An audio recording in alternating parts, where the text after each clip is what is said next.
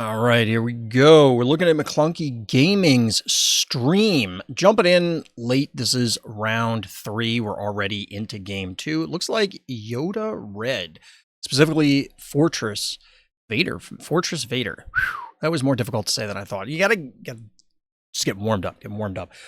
Went fishing this morning with my son. That was a good time. Came back. Now it's time for Star Wars. Possibly less of a good time. We'll see.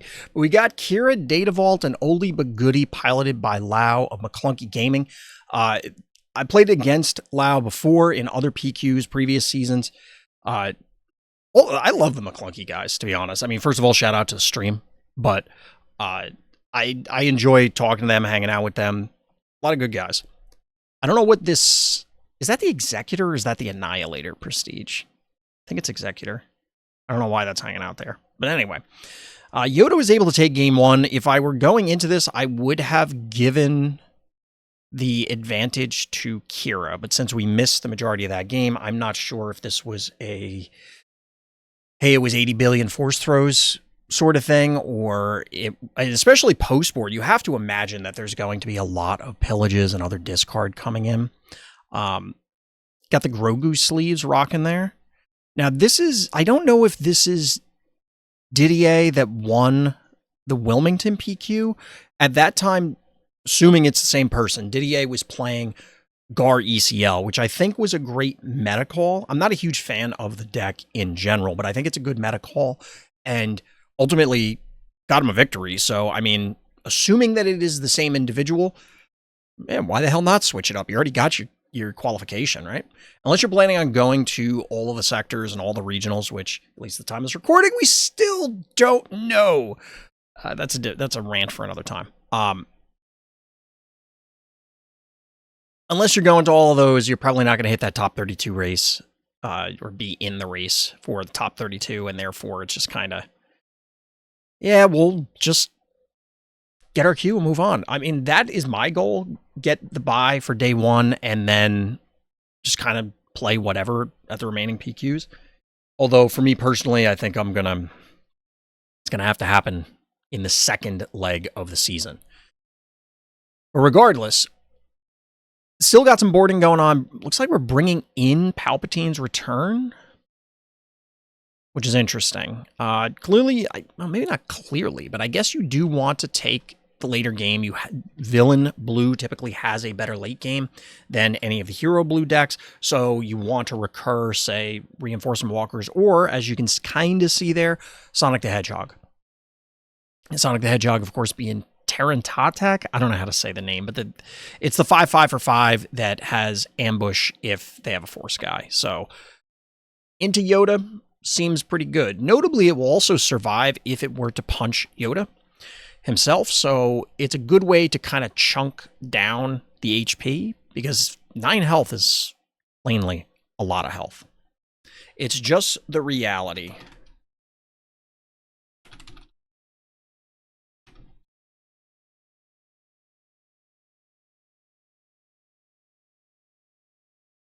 All right, so as I said before, I would have expected Qira to have an advantage here. I tend to just lean blue-green villain, or blue villain in particular when it comes down to these matchups. But ultimately, in the current meta, the Force stuff is pretty strong. You do have outs. You do have ways to try and take the game. Obviously, we saw game 1 go to the Yoda player, so we're going to find out right now. Now, I will shout out again to the MaClunky guys. I love their overlay in general, but I love the addition of the Force marker there. That's actually really cool. I like that. I don't know if that's explicitly supposed to be just denoting that Yoda is on a Force base, or are we actually going to rotate it when we get into the gameplay? We'll find out momentarily. I'm tired, chat. I'm beat. I'm actually, like, legitimately exhausted.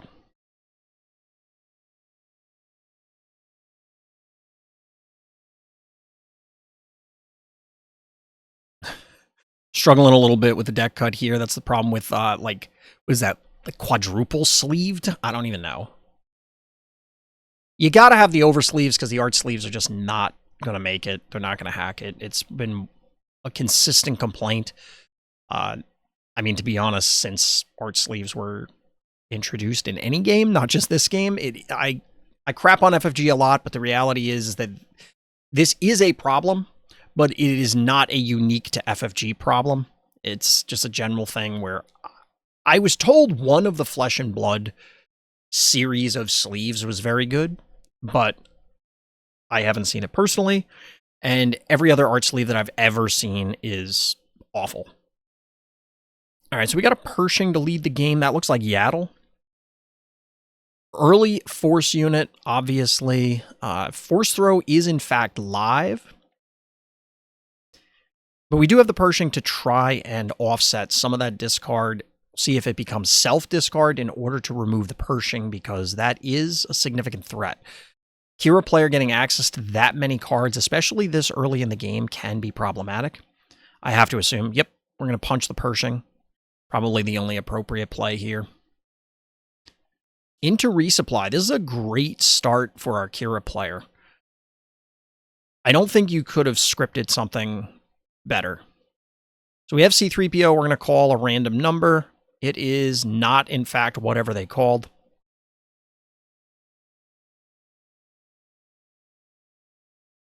Claimed by our Qira player. Yerp. And on to turn 3, excuse me.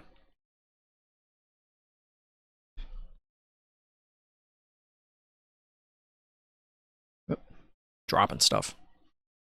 I always have to be fidgeting with something. Usually I'm shuffling cards, but right now I'm playing with the back of a pen.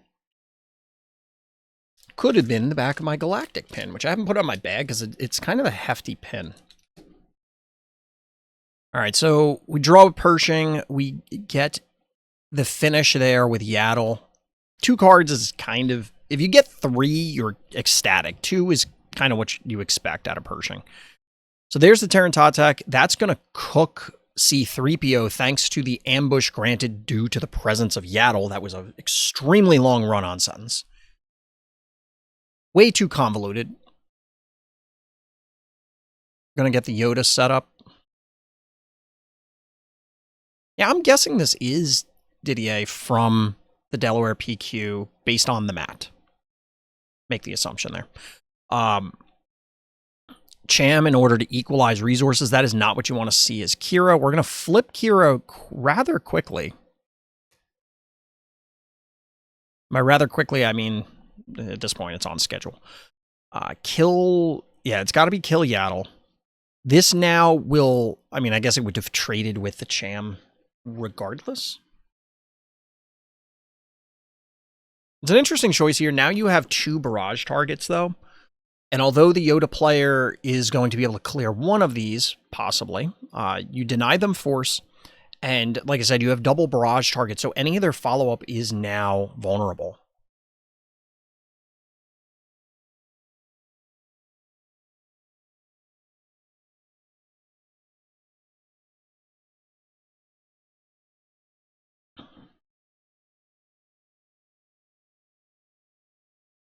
So we're on Resource 6. You can't quite timely Vader yet. Not that you would need to here. We're going to trade out with Qira. Makes sense. Largest threat. Are we just going to slam Sonic? I think we just punch with Sonic here, right? That leaves your resources open. Sure, you miss out on 2 damage if you have to barrage, but odds are you're playing power or something along those lines here in order to continue to remove their plays. Now, from this position, you probably just pass unless you have a threat that you want to commit, because if the Yoda player claims, you're probably okay with that. You are walking into the Yoda deploy immediately, but a naked Yoda deploy means it's good eats for Power of the Dark Side.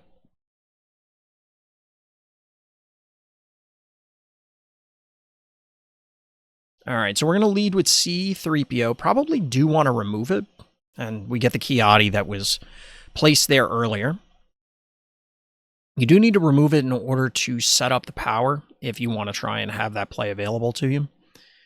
It's kind of annoying when all these little goons show up on the board and you're like, I have to deal with this. I don't want to, but C-3PO is a little bit more than a goon. That looked like a pass.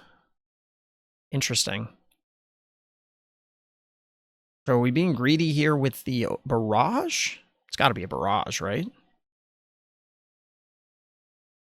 Devastating gunship.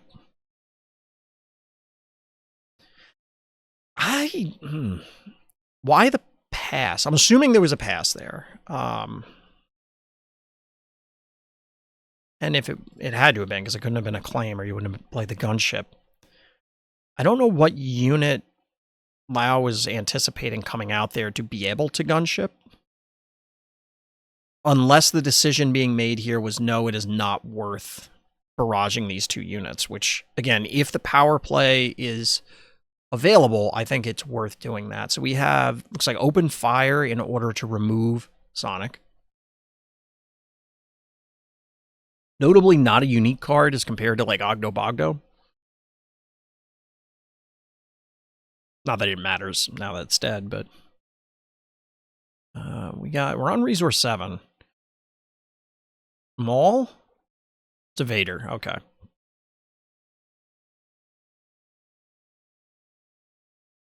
That doesn't look great. I don't love this position for Lao unless we're setting up a super laser blast line. Like, you commit just enough to get the Yoda to come out. I mean, the Yoda's probably coming out anyway, but, you know, you claim SLB, they do something, you claim again into an Avenger, the classic. All right, so Pershing Hylobon. Not a terrible Vader. You don't hate that.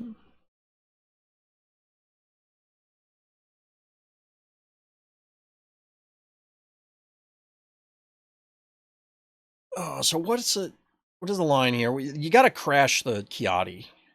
Really? You have reason. I don't know about that one. All right, so my justification for crashing the Kiati is,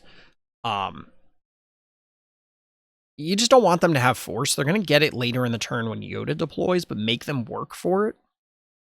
I guess maybe it doesn't matter. And then this prevents, like, they have to draw, or they don't get the draw off C-3PO. I don't know. I feel like I would have killed the Kiati, but that's just me. Yeah, you got a claim here. There's nothing else. I mean, what are you going to do? Pass? All right, so card from Yoda goes back on the bottom, meaning that there isn't... That's weird. Why put it on the bottom? Because now you're just... It's a wing and a prayer for the Yoda thing. I mean, I guess you will always at least hit the... Wait, doesn't Yoda have to be greater than? Does Yoda have to be greater than? I gotta look this up now. Maybe it is equal. If you do defeat an enemy that costs the same as or less. Okay. I mean, I assume they're playing it right, but I don't remember the exact text off the top of my head. We do have the force throw, pitch a top target, hit the Vader, sure. Vader does live, so I guess this line of not punching the Kiati means that Yoda cannot cleanly remove that Vader. Which also means that Yoda can't punch it. Because if you do, then the Vader's going to be able to crash it back next turn. Thanks to the initiative grab. We have Yaddle and Owen. 3 cards, it looks like, in hand for our Yoda pilot. The Owen makes a Super Laser Blast more complex, just because they are going to likely find more gas.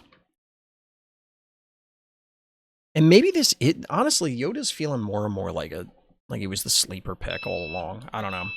I've been struggling into Yoda with a variety of different decks, and I kind of assumed that it was just a matchup thing. And like I said, I would have expected that Qira's favored here, but things like Owen do make the math kind of awkward. And the combination of Owen and Kiati means that, and even Yoda unit, little Yoda, you draw a fair amount of cards. Like, you see a lot of gas. All right, so there's got to be a time land there somewhere. I imagine that's what we're checking for, or at least bluffing the timely. We're gonna swing with Vader. If you're not removing a ton of stuff, this is weird. And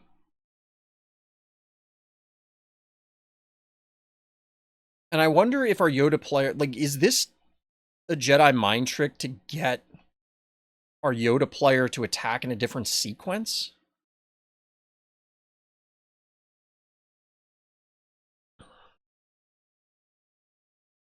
Hmm.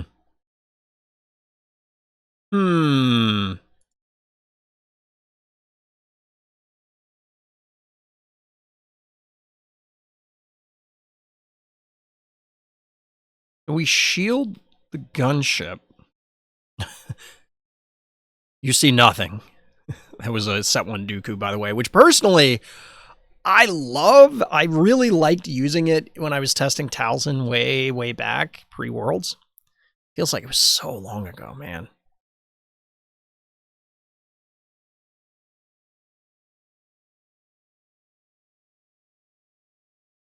This Vader attack seems so weird to me. Like, if you're not killing something, why are you going base and they're going to restore? Because you have 1, 2, 3, 4, 5, 6, 7 restore. You're netting 3 damage if you go base twice because of the buff on the gunship. Because remember, Yaddle's going to give both Yoda as well as Kiadi restore, and Owen has restore also. Like, everything restores. So this seems like a really odd exchange here. At this point, I think if you're Didier, you can safely assume there is not a barrage. Or, excuse me, what's it called? Super laser blast. See, okay. So here's something that's odd to me. You could have ran the Vader into Yoda, for example. Vader lives, which then demands a further interaction from your Yoda opponent. And then Dooku the Yoda, which is going to be the most difficult thing to remove on the board. The rest of them, it was Owen, it was Yaddle, and it was a damaged Kiadi. So, like, I don't love this line. I'm not a Qira player, so maybe this is correct. But the sacrificed Owen, that classic scene from the movie where Owen tries to dick punch Dooku and it just goes catastrophically wrong, fetches a Luke.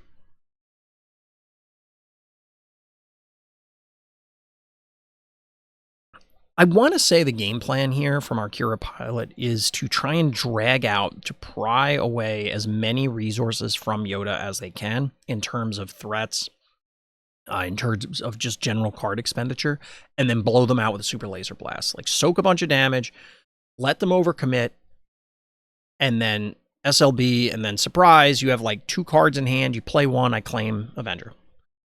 But it A, doesn't appear that they have a super laser blast, and B, all of these things are now threats. All right, so we're punching Yoda, which is what I thought was going to happen last turn. Because right now you're at 16, 20? I'm concerned if I'm Qira right now. I think I didn't love that entire last turn. Again, I'm not a Qira player. I could be spouting nonsense. I don't love how that one went. And feel free to call me out on it. I'm here to learn. That's why I'm doing this, because I'm trying to understand what the logic is. So we're trading attacks here, but again, there's 5 restore on the board. You net 0 damage from this devastation. All you did was soft pass by attacking, essentially.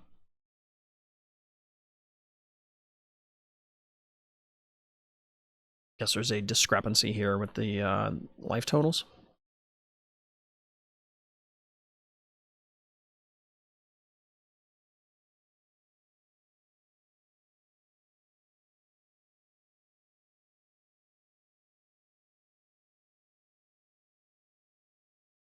All right, so Dooku to kill Yoda. I mean, I kind of think you had to.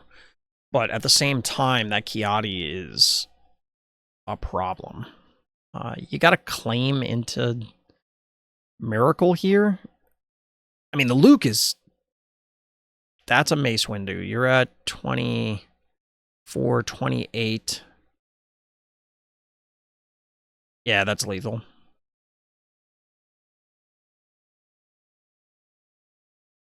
Yeah, I think you needed to... So, basically, I think our Qira player took damage one turn too long. And that was the bottom line. But, GG.